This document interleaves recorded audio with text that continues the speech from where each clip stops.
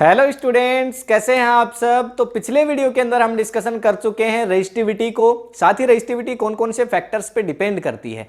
अगर आपको वीडियो देखना है, ऊपर आई बटन पे लिंक है, वहां से जाकर के आप देख सकते हैं। आज के वीडियो के अंदर हम डिस्कशन करेंगे कॉम्बिनेशन ऑफ रेजिस्टेंस को।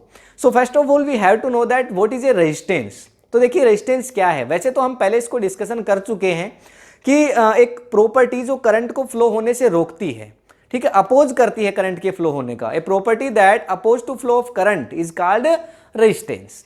तो उन्हीं रेजिस्टेंस को अगर जोड़ दिया जाए, अब बहुत सारे अलग अलग ऑब्जेक्ट्स होते हैं। आपके घर में फोन का, मोबाइल का चार्जर भी होता है, और साथ ही एक ट्यूबलाइट भी, और साथ ही एक इलेक्ट्रिक ओवन भी। तो इलेक्ट्रिक ओवन को कितने करंट की नीड होती है और एक चार्जर को कितने करंट की नीड होती है, तो दोनों करंट सेम नहीं हो सकते हैं। वो दोनों करंट है वो डिफरेंट डिफरेंट होते हैं। तो उसके लिए हमें जरूरत होती है इन रेजिस्टेंस को कनेक्ट करने की, इनके कॉम्बिनेशन की।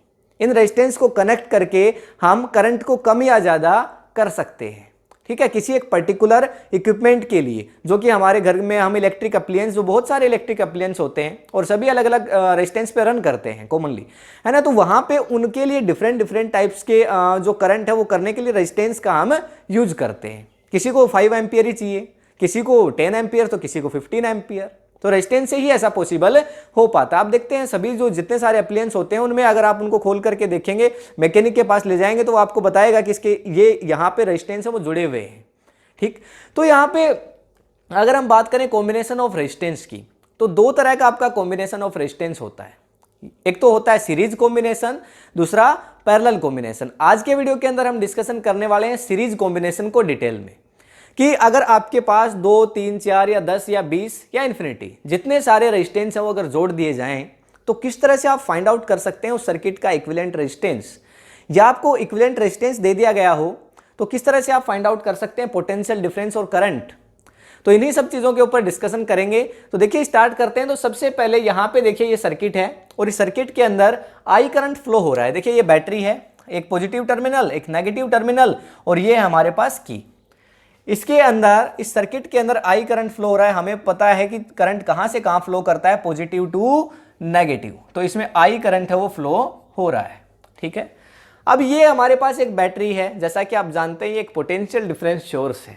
पोटेंशियल डिफरेंस सोर्स मतलब कि जो पोटेंशियल के डिफरेंस को क्रिएट करता है ताकि चार्ज है वो फ्लो कर सके। Flow of charge is called current, we know that. तो चार्ज का फ्लो करना ही क्या है, करंट है। तो देखिए यहां पे ये 3 रेजिस्टेंस मैंने ले लिए हैं, 1, 2, 3। ये 3 रेजिस्टेंस मैंने लिए हैं। इसको मैं नेम दे रहा हूं R1, इसको मैं नेम दे रहा हूं R2, और इसको नेम दे रहा हूं R3।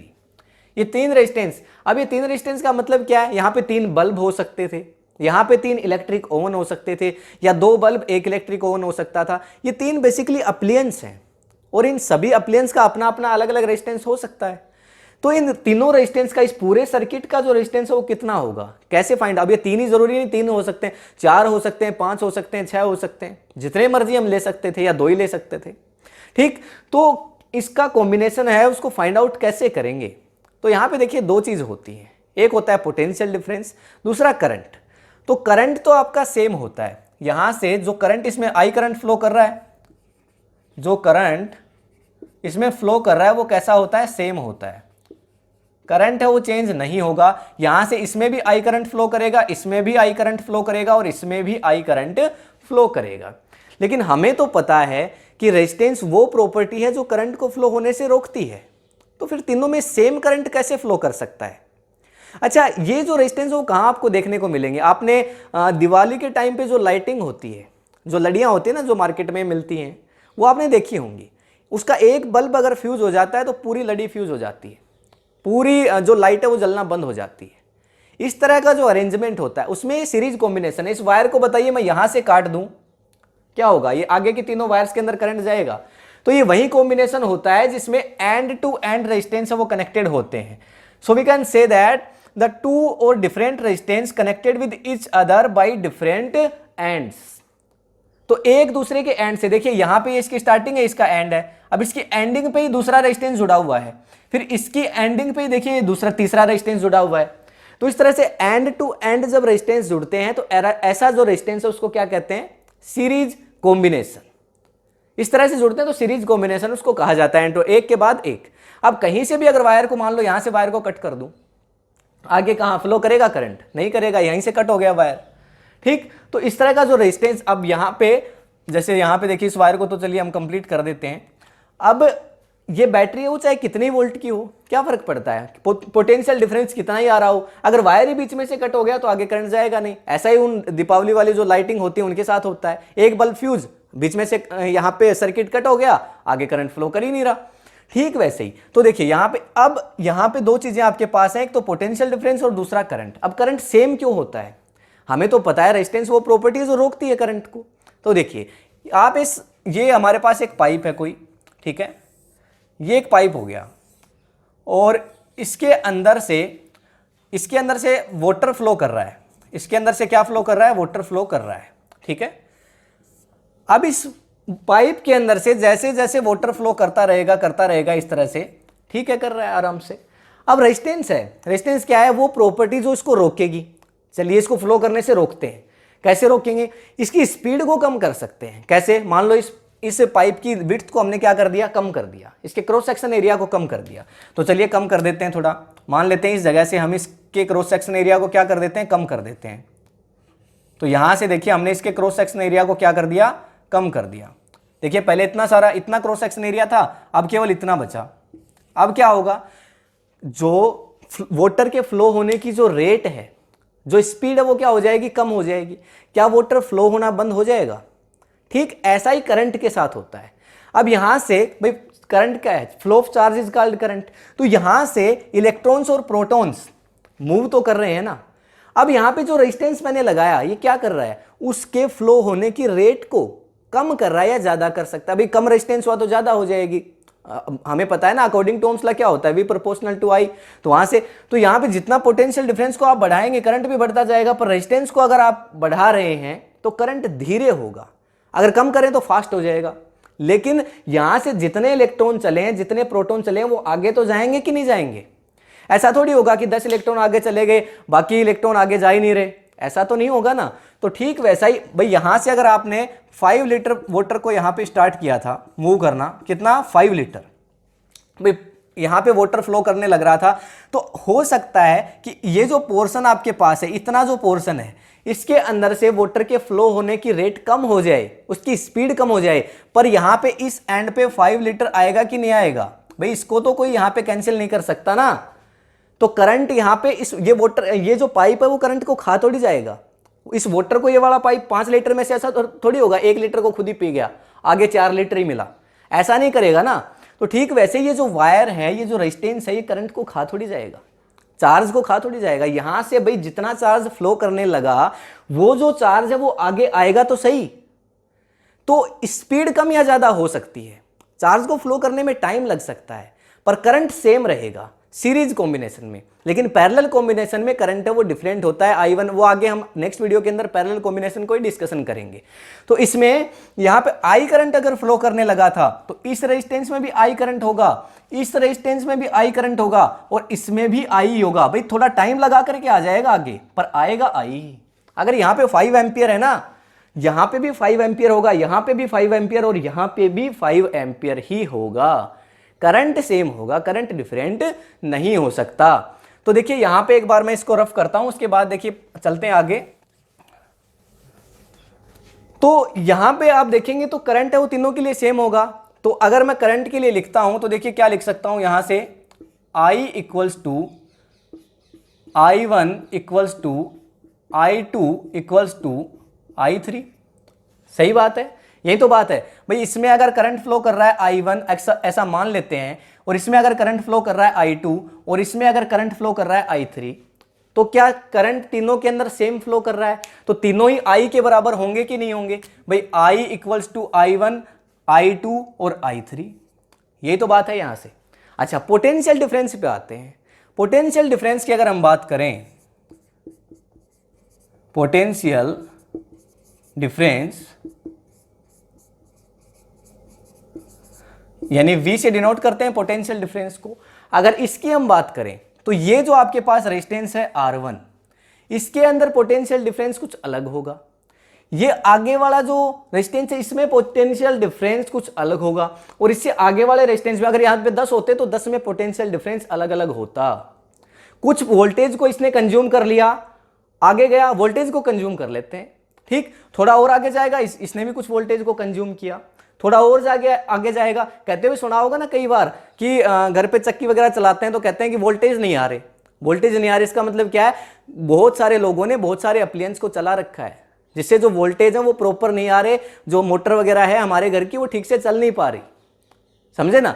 तो यहां पे इसमें जो पोटेंशियल डिफरेंस अगर उसको V1 मान लेते हैं, आगे वाला है इसमें पोटेंशियल डिफरेंस को V2 मान लेते हैं, और इसमें जो पोटेंशियल डिफरेंस है उसको V3 मान लेते हैं। तो जो यहाँ पे पोटेंशियल डिफरेंस है V, वो तीनों रेजिस्टेंस के लिए क्या हो गया, डिफरेंट हो गया। भाई तीनों रेजिस्टेंस के लिए जो पोटेंशियल डिफरेंस है वो डिफरेंट हुआ कि नहीं हुआ, डिफरेंट हो गया। तो कितना हुआ, यहाँ पे हो गया आपके पास V1, V2 और V3, ठीक। तो हम यहाँ पे 1 by 1 स्टार्ट करते हैं।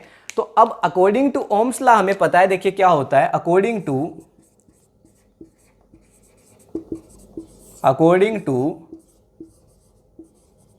ओम्स लॉ हमने पढ़ा है क्या होता है according to Ohm's law, V equals to होता है हमारे पास IR, V equals to IR होता है।